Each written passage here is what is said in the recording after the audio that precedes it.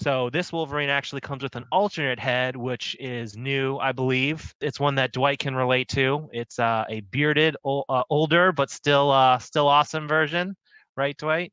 Look at how handsome and regal that pose Yeah, is. shots fired. Shots fired. Are you saying that I look a little bit peaked and scruffy? I like to consider myself handsomely disheveled. I think Dwight, like Wolverine in the storyline, at the very end, you will be the last one standing, right? Because you're the strongest. Was that a good save? You know what? I'm going to go with it. I love it. That made my December. Sure, we're only a couple of days in, but I'll take it. Yeah, hundreds of years into the future, Dwight will still be on Legends, pumping them out. Okay, next up we have Cyclops.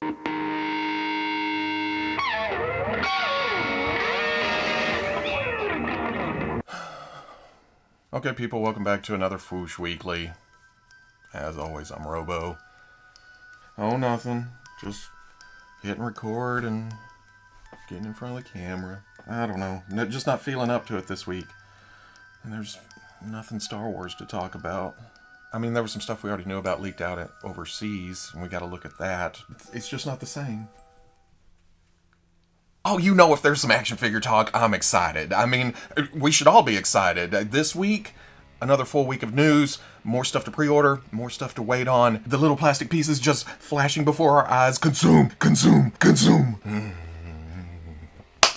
Starting off with a little Mezco news, here is the 1/12th Collective, Clan of the Crimson Dragon. I don't know why I cannot get that to stick in my head, but it's the Clan of the Crimson Dragon Gomez. Now, if you follow this line, you know what the deal is already, without even going through the descriptions and all the part counts. Kick-ass articulated body, bug heads, tons and tons of weapons, cloth bodysuit. Grub, boombox, already on waitlist. That's just the way Mezco works these days. Little bitty window, but I have heard of a lot of people getting on the waitlist and it actually being fulfilled. So really it's just another step between ordering and getting your toy. And not bad for $90 comparatively speaking. I always comment about how the Gomez figure should be a little bit cheaper because it's mostly reuse or rehash of gear from other characters. Although I think that bodysuit is new, I really dig the antenna poking out through the top of the hood. Again, it's on waitlist and it's scheduled for this month, which means,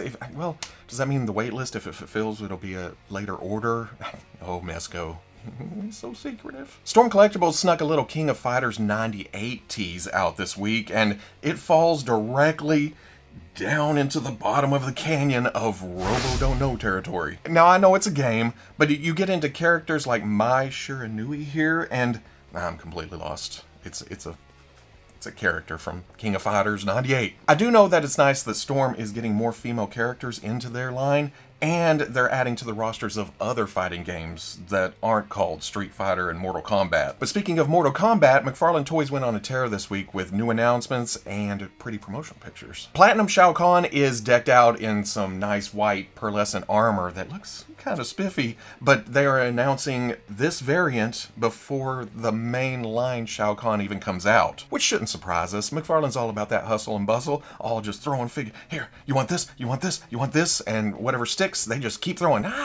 Same situation for the Fighting Abbot Liu Kang, but in this case it kind of weirds me out because he's got this big old chest, small head, proportions are kind of wonky, but at the same time he seems a bit bored by it all. He's just kind of like, yep, this is my chest. I can't buy a proper shirt because big chest, little neck hole. But then there's Cabal. This is the type of character that makes me want to go out and actually try Mortal Kombat 11. Almost. But this figure just looks like a badass. The design, the armor, the cloth, the long hair, the proportions. Did I mention the hair? And I can honestly say the same for Noob Saibot. It wasn't until I saw this figure that I knew what he looked like in Mortal Kombat 11, and I didn't know they had strayed so far away from that original, just, you know, shadow look for Sub-Zero and Scorpion. It's come a long way, and I've seen the figures for the Mortal Kombat 11, Sub-Zero, and Scorpion.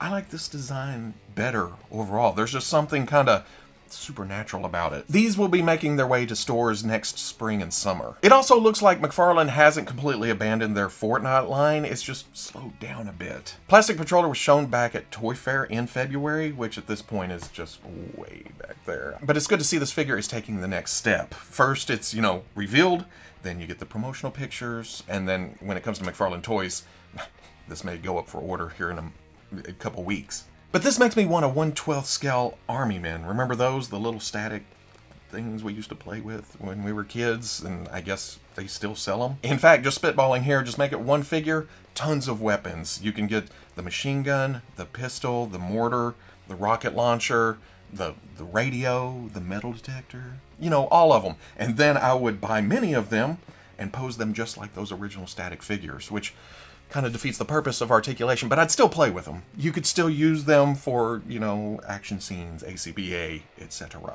Anywho, Plastic Patroller here is due out in spring 2021. Out of the blue, Boss Fight has announced that they will be making Popeye Toys next year. The initial wave will be Popeye, of course, and then you have to have his arch enemy, Bluto. They can fight over olive oil, and then finishing up the wave is castor oil. That is a deep dive. I mean, I've seen a lot of cartoons, but not back in the day, and apparently Popeye's cast was huge. Castor oil is Olive's brother, and sometimes he looks like a miniaturized wimpy, and sometimes he looks like a little detective. Pulling him into the first wave, to me, is a sign that Boss Fight is in this for the long haul. They can put a couple of main characters in each wave, because Popeye has several different looks, same with Bluto, and then finish out the wave with some figures that we didn't even know we needed. Some characters that I didn't even know existed. Now, why do I bring this up? Because I usually talk about 6-inch stuff.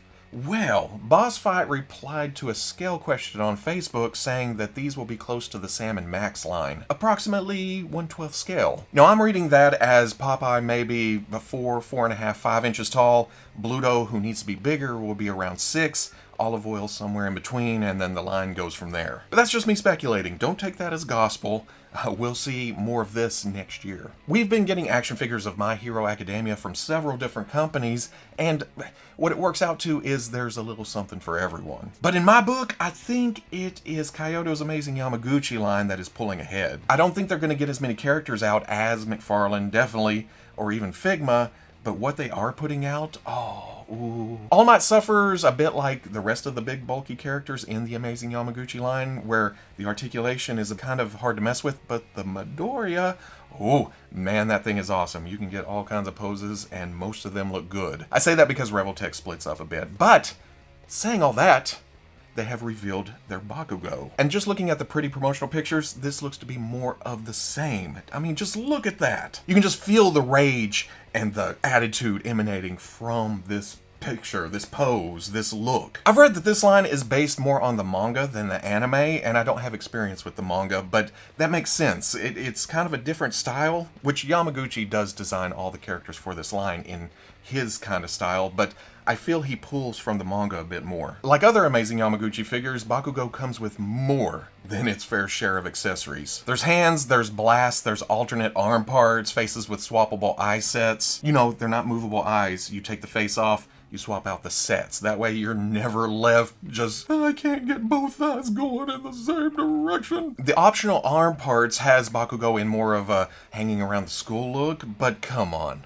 We all know what you imagine when you think of this character in your head. Big ol' honking grenade arms, right? I love the shading in these blasts, and it even comes with an AP shot. And this picture right here, I know why they call the line amazing. $75 drops in April of 2021. We've been seeing a lot of leaks for the Hasbro Transformers War for Cybertron Earthrise line, but this week we get official promotional shots, and that's always a good thing because, like I said earlier, that's the next step to actually getting these in grubby hand. I'm not a Beast Wars guy, so I'm not familiar with Air Razor and Dinobot, but this right here, a robot with a bird head and some wings, I'm tempted, just because, And at first I thought Ractonite was a Beast Wars character too, but is this a weaponizer made just for this line? It looks like you can take the parts apart to do the actual transformation and even take those parts and put them on other characters in the series. And now I've probably pissed somebody off where they're like, no,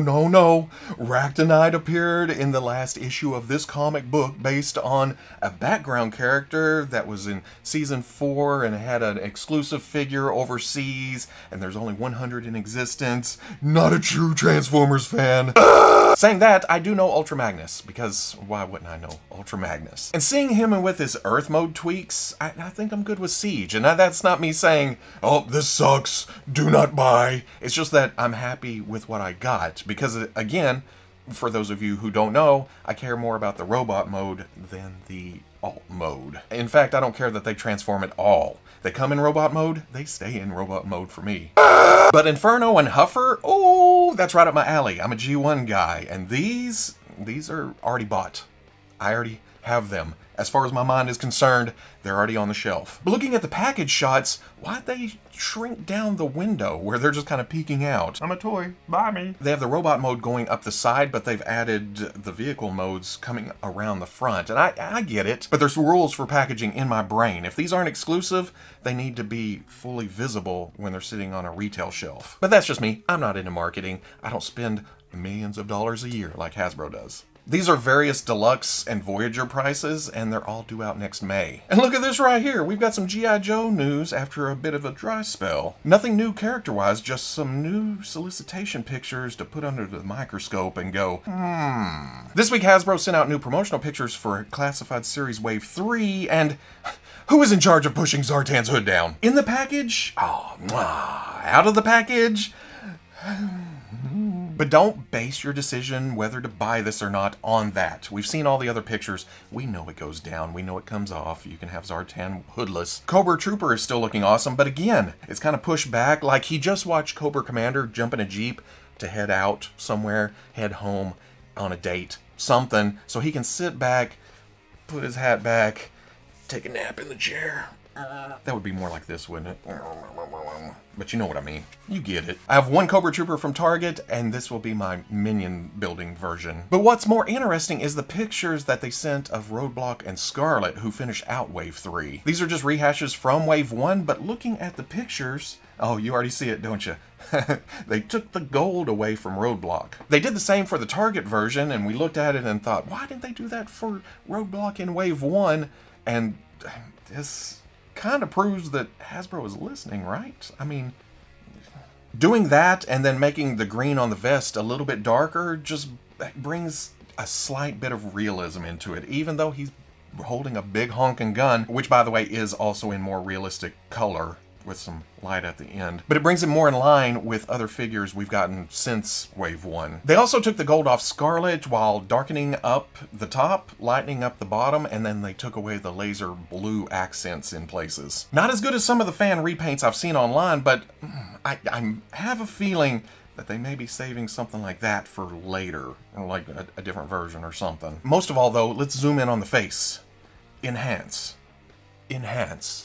Now compare. The hair is darker, the eyes are printed more realistically, and then there's some makeup added. The lips are a bit darker, there's some rosiness to the cheeks. She still looks young, but older than the original Teen Wendy look. Again, it's cool that Hasbro listened to some of the complaints, plus it's not just a rehash. When we first heard about this, it was like, why are they putting Roadblock and Scarlet in again? Gonna kill the line! But for me, this is a reason to buy them again and then custom fodder the first or something. Dude, I like these better just from looking at pictures. And no, it's not worth getting mad about the first ones because Hasbro had a plan. Here's some gold, here's this, and then, according to the fan community, failed. So they switched gears. It's the same sculpts, there's some armor added to it, but it's a bit more realistic. And hey, you can't fault them for trying something and then listening and then changing. Well, you probably can, but I'm not gonna. Basically, yeah! More G.I. Joe. Gimme. Wave 3 should hit in February. Finally, Hasbro threw a little Marvel Legends Fan First Friday shindig today, and there were some interesting things to see. Like the Amazon exclusive Dusty Deadpool. Now this, at least they said this was supposed to represent Deadpool from the end of the second movie when, you know, he got all dusty. And it was gray, and it looked like the X-Force costume from the comics. But it doesn't really look like that. It's not gray, but it's not the brightness of the original figure's red. It's more of a muted red. You could almost call this the middle of the movie Deadpool. I can only guess this was to appease the people who skipped the 2-pack thinking, oh, it's a brand new sculpt, and it's Deadpool. No way Hasbro does not release this as a single pack, and ta-da! Plus for that all gray look, well, he still had some red on the back, but you know what I'm talking about.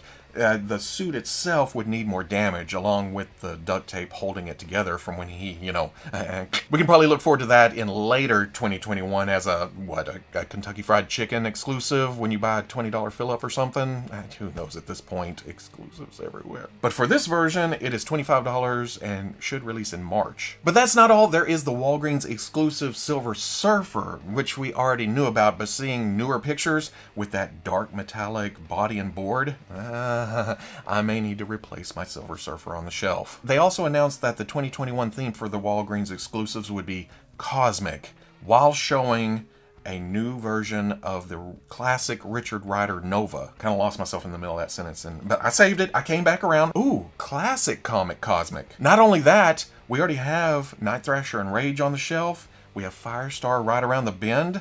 Oh, we're working on a nice new Warriors display here. Pre-orders for Surfer go up soon, and then Nova is next spring. As far as full waves of Marvel Legends go, there is the House of X wave. Again, we had seen the digital renders of this. Now we get to see actual prototypes and all the extras they come with. The Build-A-Figure is the modern version, the House of X, Powers of X version of the Tri-Sentinel. Boy, this has come a long way since my Tri-Sentinel back in the 90s. But was it Spider-Man issues with the 6 arms and the 3 faces? They said it'd be about 8 inches tall, and while it looks weird to me simply because I've never seen it before. So I'm sure when I get this wave, and I'm like, oh, this is kind of cool. It's just a different version of the Sentinel. We have the HasLab Sentinel. We have several other Sentinels from the past. Sentinels can be whatever they want to be, as long as they're hunting mutants. Then for the figures in the wave, Cyclops comes with an alternate head with an optic blast that plugs in, kind of like the X-Factor version we already had. Magneto in his white costume comes with alternate hands. There's the fists, there's the open power-using hands, and then he comes with some grip hands for gripping stuff. Marvel Girl gets alternate hands and then a potted Krakoa flower, which they say is important to the story. Do I need some modern comics? For me, this will be Marvel Girl on the classic shelf. It's close enough to that look I can put next to, giant size Cyclops or something like that. We now see that Moira comes with an alternate head without the hat, with glasses, and then swappable arms so you can put a lab coat on her. They made a point to say that this is good civilian fodder. If you want to swap heads, you can have the sweater look or lab coat. Omega Sentinel has an alternate head with the biggest hair I've seen on a Marvel Legends figure, and then alternate weapon arms to go along with her swappable robot arms. Professor X also has alternate heads and then an alternate head with the eyes closed. He's concentrating, you can tell, because he has the telepathic effect above his head. I wonder if this will swap onto the rider's hover chair Professor X. And then Wolverine comes with a more stoic head with a gray beard. I don't know what's up with that, but he doesn't seem to come with Build-A-Figure pieces. And while I am way behind on reading modern comics, I don't know the story here. These costumes hit that classic beat with an updated look that I love. I mean, it's kind of that astonishing X-Men recipe. I don't know these looks, but these figures make me want to find out. Plus, I'm a sucker for X-Men. That's it. And then there is the deluxe MODOK. They hinted at this in the last live stream. Some of us thought maybe it was a Build-A-Figure, but this makes sense. Comes with 2 faces that you can change the look, but they're also a bit different from the Toy Biz version. So even if you're happy with that, if you want different looks for MODOK, either way, this is a fantastic release, because if you're a newer collector who missed out on the original MODOK, here you go. Or if you're more of a fan of Hasbro's cleaner look overall, here you go. You want a more modern MODOK?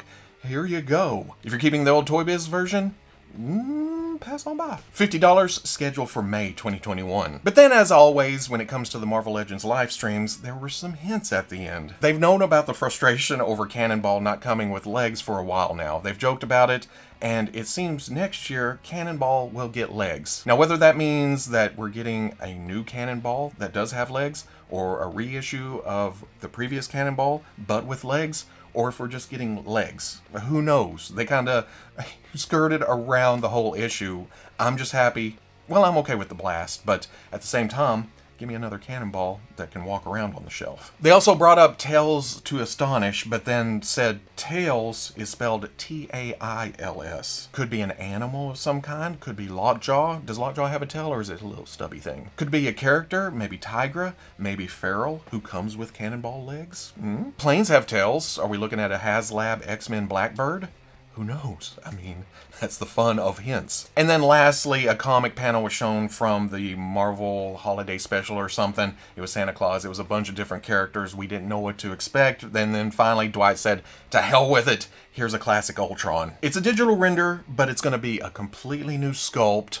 It has all that smooth sexiness that the classic Ultron has. And then some Kirby crackle that either works in the mouth or works in the hand. They didn't say where Ultron would be showing up, whether it's the Bring on the Bad Guys wave or another wave or an exclusive, but I'd like to direct your attention to just a couple of days ago during my Gamerverse Avengers review. And here she is with one of the only Ultrons that I have. Hasbro, we need a proper classic Ultron. Just trust in your Uncle Robo. And that's it for this week, for the most part. If I miss something, or if something pops up before this even goes up on YouTube, we'll swing back around next week. If you're interested in seeing any of these pictures up close without me all, I will be posting all of that, plus links to more information, pre-orders on the Foosh front page Saturday at noon. And it was good to get to a Marvel live stream that wasn't spoiled the night before. The biggest potential for a spoiler would have been MODOK. We knew about the House of X, Powers of X. Deadpool is an Amazon exclusive, so that picture didn't go out to retailers. That would have stayed a surprise either way. Nova hasn't made it much past the Hasbro team. Same thing with Ultron. Yeah, when it came down to it, MODOK could have been the one that was spoiled. But nope, we made it all the way up to the live stream. And you could tell the guys were just like, hey, we got stuff for you. Yeah. It was a magical last Marvel live stream of the year. But if you enjoyed this Whoosh Weekly, comment, like, subscribe. Much love to the plus. If you're interested in seeing videos early or just in a position to help out the channel, patreon.com. But wherever you may be watching this, whether there's Star Wars news or not, I'll always catch you on the Foosh. I am in such a good mood today. I don't know why. It's just, maybe, it's probably new toys this morning. Maybe it's that 2020 is almost done. Not that it's going to hit New Year's and just, bam, automatically, everything better. But, I don't know, holidays, new toys. I can't help it. It's a good day.